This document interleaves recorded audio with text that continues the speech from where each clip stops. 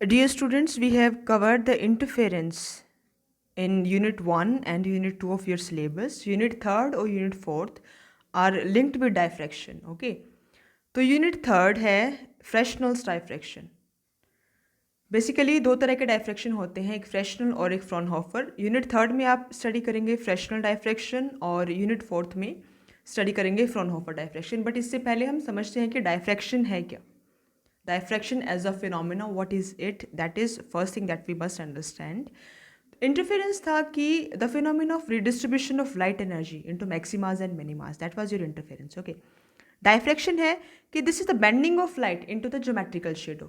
इसका मतलब क्या हुआ कि suppose आप you're considering like suppose you have this aperture, okay, और यहाँ पे आपका लाइट सोर्स रखा है और this much is it's geometrical shadow. अगर मैं यहाँ पे स्क्रीन लूँ तो इतना इतना इसके ऊपर एंड इसके नीचे इसका इस अपर्चर का ज्योमेट्रिकल शेडो है कि यहाँ पे कोई लाइट नहीं होनी चाहिए।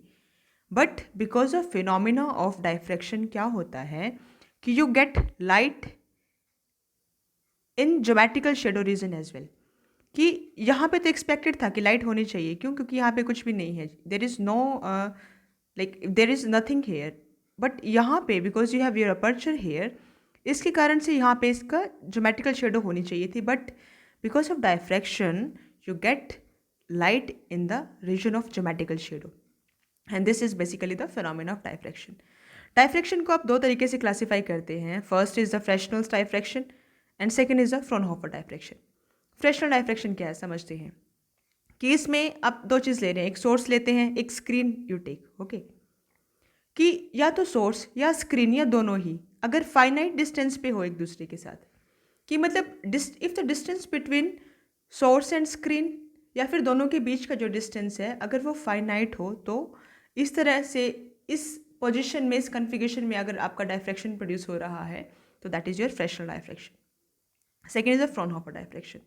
फ्रॉनहोफर डायफ्रैक्शन में क्या होता है कि source of light and screen these are effectively at infinite distance. If there is a word effectively, कि मतलब सोर्स ऑफ लाइट और स्क्रीन एक दूसरे से अगर इनफाइनाइट डिस्टेंस पे हो तो फ्रॉनहोफर डायफ्रैक्शन है। But we have used a word effectively at finite distance. Effectively का मतलब क्या है कि एक्सपेरिमेंट करते टाइम आप ऐसा तो नहीं करेंगे ना कि बहुत ही दूर अपने सोर्स और उसको रखेंगे, स्क्रीन को रखेंगे, ऐसा नहीं होता है।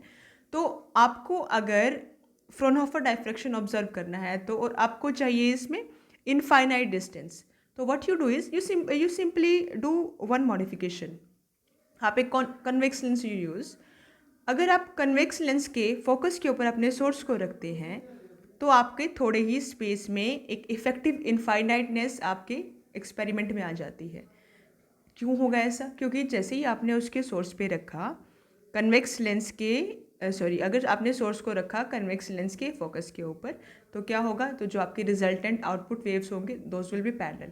और अगर आप इनफाइनाइट पे किसी सोर्स को रखते हो तो उससे आने वाली जो आपका लाइट वेव्स होती है उसका जो वेव फ्रंट होता है वो भी एक पैरेलल वेव की तरह ही होता है, तो that is also plane wave front. तो दोनों ही सिचुएशन में क्योंकि प्लेन वेव फ्रंट प्रोड्यूस हो रहा है तो आप इफेक्टिवली अगर आप इनफाइनाइट डिस्टेंस अपने इंस्ट्रूमेंट में लेके आना चाहते हैं तो आप सिंपली कन्वेक्स लेंस यूज़ करते हैं। ये किस तरीके से करते हैं, किस तरीके से एक्सपेरिमेंट फ्रॉनहोफर डायफ्रैक्शन के किए जाते हैं, the details of it you will be studying in unit fourth. तो continuing with the Fresnel diffraction, क्या हुआ कि there was one person Huygens, उसने वेव थ्योरी दी। उसकी वेव थ्योरी में आप क्या पढ़ते हैं कि अगर आपका there is some source of light, इससे आपका एक प्राइमरी वेव फ्रंट निकलता है और प्राइमरी वेव फ्रंट का हर एक point that itself act as a source of secondary wave front. तो ये इस तरीके से इस बंदे ने ये थ्योरी दे रखी थी। इस थ्योरी की हेल्प से सबसे पहले यंग्स कौन सा, वही वाला कि जिसने यंग्स डबल स्लिट एक्सपेरिमेंट किया था, जिसने इंटरफेरेंस को एक्सप्लेन किया था, उसने ट्राई किया इस थ्योरी की हेल्प से डायफ्रैक्शन को एक्सप्लेन करना भी, but he failed. Then there come another guy, his name was Fresnel. उसने अपनी एक थ्योरी प्रपोज करी डायफ्रैक्शन को स्टडी करने के लिए, डायफ्रैक्शन को एक्सप्लेन करने के लिए। व्हाट ही डिड, उसने कहा कि ही कंसिडर टू थिंग्स। फर्स्ट कि आपका ज्योमेट्रिकल शेडो, अब what was the experimental observation? My apologies, there is something. I got it. तो what was it कि आपका there was this source S. जब आप हाइजेंस की थ्योरी की if you make use of this theory, Huygens wave theory, अगर आप इस थ्योरी का यूज़ करते हैं तो इस थ्योरी की हेल्प से जब आप एक्सप्लेन करना चाहते हैं डायफ्रैक्शन को, तो जो आपका थ्योरेटिकल एनालिसिस है उसमें जो आपका ये डायग्राम है इसके कॉरस्पॉन्डिंगली जो ज्योमेट्रिकल शेडो का ये वाला रीजन है ना, यहाँ पे भी आपको कुछ ना कुछ लाइट मिलती है। लेकिन आप जब एक्सपेरिमेंटल ऑब्जर्वेशन करते हैं इन सोर्सेज के साथ तो आप देखते हैं कि beyond C and beyond D, कि डी और सी के बाद कोई भी आपको लाइट नहीं दिखती है, लेकिन थ्योरी कहती है कि सी के बाद और डी के बाद भी लाइट होनी चाहिए। ये कौन सी थ्योरी कहती थी? हॉजन्स की थ्योरी कहती थी। But Fresnel modified it. Fresnel ने कहा कि A C, beyond A C and beyond B D, जितने भी आपके वेव फ्रंट्स बन रहे थे, जो आपके सेकेंडरी वेव फ्रंट थे, वो सारे के सारे एक दूसरे को कैंसिल आउट कर देते हैं। इस वजह से आपको beyond C and beyond D you won't get any light. क्यों नहीं? Fresnel explained it because your secondary wavelength are completely cancelling out each other. और जो सेकेंडरी वेवलेट सी और डी के इन बिटवीन लाई कर रहे हैं वो री-इन्फोर्स हो रहे हैं, जिसकी वजह से आपको यहाँ पे मैक्सिमम इंटेंसिटी मिल रही है। अब इसने ये थ्योरी प्रपोज करी, उसके लिए उसने एक मॉडल डेवलप किया बेस्ड ऑन सिंपल एजम्पशंस। बहुत ही उसने सिंपल एजम्पशंस ली। क्या एजम्पशन ली उसने? उसने कहा कि हर एक wave front large number of half period elements में डिवाइडेड होता है। Fresnel is giving his theory to explain diffraction. Okay, this is the situation. और उसने खुद की थ्योरी में एज्यूम किया, उसने कहा कि अगर मैं हर एक वेव फ्रंट को in large number of half period elements में डिवाइड कर लेता हूँ तो मैं इस फिनोमिना को एक्सप्लेन कर पा रहा हूँ। वो किस तरीके से उसने किया आगे हम उसकी डिटेल में स्टडी करेंगे।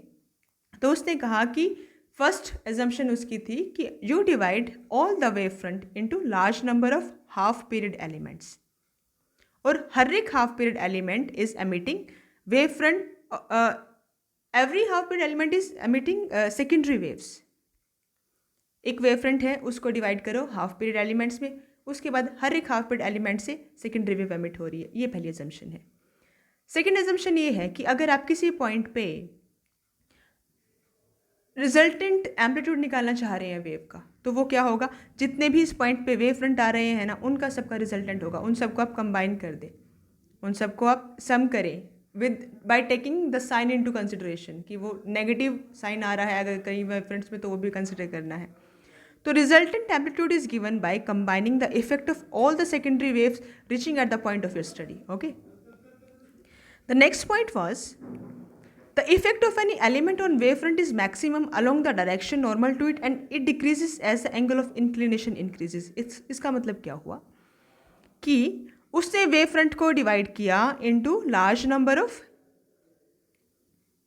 हाफ पीरियड एलिमेंट्स, और हर एक हाफ पीरियड एलिमेंट का जो मैक्सिमम इफेक्ट है वो उसके नॉर्मल है। जैसे जैसे आप एंगल ऑफ इंक्लिनेशन इंक्रीज करते जाओगे, मतलब अगर आप इसके नॉर्मल से दूर जाते जाओगे तो यहाँ पे पड़ने वाले हाफ पीरियड एलिमेंट का इफेक्ट डिक्रीज होता जाएगा। ये उसकी थर्ड एजम्पशन थी। तो फ्रेशनल ने अपनी कंप्लीट थ्योरी इन तीन सिंपल एजम्पशंस के ऊपर बेस करके डेवलप किया। तो थ्योरी के फर्स्ट पॉइंट में, फर्स्ट एजम्पशन में हमने कहा था कि we are trying to make some half period elements on the wave front. तो वेव फ्रंट पे हाफ पीरियड एलिमेंट बनाने के लिए फ्रेशनल ने क्या किया? उसने कहा कि let us take a plane wave front. ये ABCD एक प्लेन वेव फ्रंट रहा होगा किसी लाइट वेव का। देन उसने P वॉज द पॉइंट जहाँ पे आप इस वेव फ्रंट के कारण जो आपका मतलब देयर इज सम स्क्रीन के ऊपर पॉइंट है P जहाँ पे आप डायफ्रैक्शन स्टडी कर रहे हैं। तो उसके बाद उसने क्या किया? इस वेव फ्रंट को डिवाइड किया इन हाफ पीरियड एलिमेंट्स। किस तरीके से वो आगे एक्सप्लेन्ड है। This is it. ओके, तो उसने कहा कि अगर मैं कंसेंट्रिक सर्कल्स ड्रॉ करूं, he has drawn the concentric circles, लेकिन एक कंडीशन के साथ, मतलब आपको रैंडमली कंसेंट्रिक सर्कल ड्रॉ नहीं करने हैं। आपको किस तरीके से कंसेंट्रिक सर्कल ड्रॉ करने हैं, जिस it is explained here, the Fresnel divided the wave front into zones in such a way that mean distance of a zone from point P increase uniformly in a step of lambda by 2, कि in concentric circles का point P जहाँ पे आप observe कर रहे हैं वहाँ से जो आपका डिस्टेंस है वो लैम्डा बाई 2 की सेपरेशन के साथ इंक्रीज हो, मतलब लैम्डा बाई 2 की अमाउंट से इंक्रीज हो। इस चीज़ को आपने इस डायग्राम में भी एक्सप्लेन किया है कि यहाँ पे पॉइंट ओ है, पॉइंट ओ से यहाँ पे आपने फर्स्ट कंसेंट्रिक सर्कल ड्रॉ किया, फर्स्ट सर्कल ड्रॉ किया, the point O and P इन दोनों के बीच की सेपरेशन को आपने बी मान लिया, और जो आपका फर्स्ट हाफ पीरियड एलिमेंट है वो बी प्लस लैम्डा बाई 2, इसका जो अपर मोस्ट पॉइंट m1 है वो B plus lambda by 2 distance दूर है। क्योंकि फ्रेशनल ये थ्योरी खुद डेवलप कर रहा है, उसके पास फ्लेक्सिबिलिटी है अपने सर्कल्स को ड्रॉ करने की, राइट। इस वजह से आपने कहा, और सर्कल को उसने इस तरीके से ड्रॉ किया कि हर एक दो सर्कल्स के बीच का सेपरेशन लैम्डा बाई 2 है। तो अगर आपका first concentric circle is at a distance of B plus lambda by 2, second concentric circle का अपर मोस्ट पॉइंट m2 होगा, यहाँ पे there is another concentric circle, इसका अपर मोस्ट पॉइंट p से b प्लस लैम्डा डिस्टेंस दूर है। Third concentric circle उसने wave front पे इस तरीके से ड्रॉ किया कि उसका अपर मोस्ट पॉइंट m3 है b प्लस 3 लैम्डा बाई 2 की सेपरेशन पे। तो यहाँ से हम क्या देख रहे हैं कि दो कंसेक्यूटिव कंसेंट्रिक सर्कल्स के बीच की सेपरेशन लैम्डा बाई 2 है। उसने इस तरीके से अपने वेव फ्रंट को डिफरेंट डिफरेंट जोन्स में डिवाइड किया। अब फर्स्ट हाफ पीरियड जोन या फिर फर्स्ट हाफ पीरियड एलिमेंट कौन सा है कि दिस पहला कंसेंट्रिक सर्कल जितना एरिया ले रहा है ना, that is your first half period element. दूसरा हाफ पीरियड एलिमेंट क्या है कि first half period element first concentric circle और सेकंड कंसेंट्रिक सर्कल के बीच का एरिया जितना भी पड़ रहा है उसको उसने कहा कि that is your second half period element. और third half period element is similarly कि सेकंड कंसेंट्रिक सर्कल और थर्ड कंसेंट्रिक सर्कल इनके बीच का area, this is your third half period element. तो इस तरीके से फ्रेशनल ने वेव फ्रंट को डिफरेंट हाफ पीरियड एलिमेंट्स में डिवाइड किया टू एक्सप्लेन इट, ओके। उसको डिवाइड करने के बाद आप क्या निकालना चाह रहे हैं, आप उसके बाद इंटरेस्टेड है मीन डिस्टेंस में, किसका। अब फर्स्ट हाफ पीरियड एलिमेंट यहाँ पे आपका पॉइंट ओ था, यहाँ पे पॉइंट m1 था, यहाँ पे m1 डैश था, इस तरीके से था। तो आपका जो ये डिफरेंट डिफरेंट पॉइंट्स है ये डिफरेंट डिफरेंट सेपरेशन पे हैं पॉइंट पी से, राइट। तो आप इंडिविजुअली तो नहीं कर सकते ना स्टडी, तो आप क्या करेंगे, इस पूरे फर्स्ट हाफ पीरियड एलिमेंट के लिए एक मीन डिस्टेंस ले लेंगे। अब आप ये निकालना चाह रहे हैं कि फर्स्ट हाफ पीरियड एलिमेंट का जो मीन डिस्टेंस है पॉइंट पी से वो कितना है। तो उसके लिए what you simply do is कि आप इसके जो ओरिजिन है पॉइंट ओ का आप मीन डिस्टेंस देखें, that is your B, and जो इसका आउटर मोस्ट पॉइंट है या m1 डैश कहें m1 कहें, दोनों का ही distance b plus lambda by 2 है। तो आप इसका मीन निकालें, from here you will get to know कि जितने भी पॉइंट्स आपके फर्स्ट हाफ पीरियड एलिमेंट में लाई करते हैं उनका मीन डिस्टेंस पॉइंट पी से है b plus lambda by 2। Same he exercise आप करें सेकेंड हाफ पीरियड एलिमेंट के लिए और थर्ड हाफ पीरियड एलिमेंट के लिए।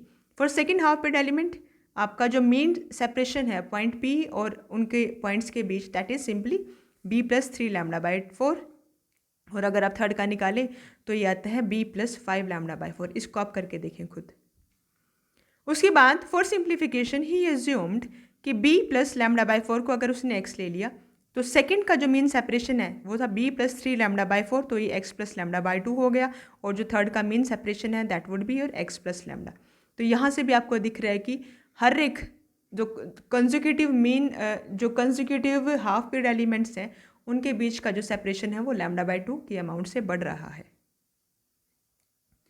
अब उसके बाद हमने कहा था कि पहली एजम्पशन में ये था, if you see it again, कि वेव फ्रंट को आप डिवाइड कर रहे हैं large number of half period elements में, वो हमने कर लिया। उसके बाद आप क्या कह रहे हैं कि each element of wave front emit secondary wave. अब आपको ये बताना है कि जो आपका हर एक हाफ पीरियड एलिमेंट है वो सेकेंडरी वेव एमिट कर रहा है, तो उसको आपको मैथमेटिकल नोटेशंस देनी है। तो सेकंड काम उसका है। तो उसके लिए व्हाट यू से इज कि हर एक half period element is again a source of secondary waves. तो उसके लिए what you do is the displacement eight point P due to waves coming from first half period element. पहले half period element से जो भी secondary waves निकल रही है वो पॉइंट पी पे कुछ ना कुछ डिस्प्लेसमेंट प्रोड्यूस करेंगी। उस डिस्प्लेसमेंट को आप मैथमेटिकली लिख रहे हैं यूजिंग सिंपल हार्मोनिक मोशन। तो that displacement y1 that is equal to a1 sine omega T minus five. पहले आप ये लिखिए, यहाँ से आप डायरेक्टली ये लिख सकते हैं, जहाँ पे फाई क्या है, फेज डिफरेंस है between vibrations at point O and P. I hope कि आपको point O and P remember है। दिस इज दिस कंसेंट्रिक कि जिसके रिस्पेक्ट में आपने this was your point O and this is your point P, इन दोनों के बीच का जो सेपरेशन, इन दोनों के बीच में जो वाइब्रेशंस में फेज है दैट इज योर फाई। और A1 क्या है, A1 is amplitude of vibration at point P due to waves of first half period element. तो आपने कहा था एजम्पशन में सेकंड पॉइंट क्या था कि जो किसी भी पॉइंट पे जो रिजल्टेंट एम्पलीट्यूड होगा वो क्या होगा, वो सभी के इफेक्ट का कॉम्बिनेशन होगा। आप पॉइंट पी पे आने वाली सारी की सारी वेव्स को कंबाइन करें और उससे जो इफेक्टिव रिजल्टेंट, जो उससे जो डिस्प्लेसमेंट प्रोड्यूस होगा that would be your resultant amplitude. तो आप यही कर रहे हैं। अब आप काम कर रहे हैं इसकी सेकेंड एजम्पशन पे। तो आपने फर्स्ट में कह दिया y1 is the displacement eight p due to waves coming from first half period element. Similarly आप क्या करेंगे कि सेकेंड हाफ पीरियड एलिमेंट से जो वेव्स आ रही हैं पॉइंट p के ऊपर, उनके कारण क्या डिस्प्लेसमेंट प्रोड्यूस हुआ, आप वो चीज़ कैलकुलेट करेंगे। उसके लिए what you will do is y2 is equal to a2 sine of 2 pi by lambda vt minus xt माइनस x plus lambda by two. अब ये कहाँ से आया? If you remember, x plus lambda by 2, what was it? That was the mean separation. किस किस के बीच में? That was the mean distance of all the points on second half period elements from point P. ठीक है, तो आप इस mean separation का यूज़ कर रहे हैं यहाँ पे। जब आप first half period elements के लिए यूज़ कर रहे थे, यहाँ पे आपने x यूज़ किया था। x क्या था? That was your simply b plus lambda by 4.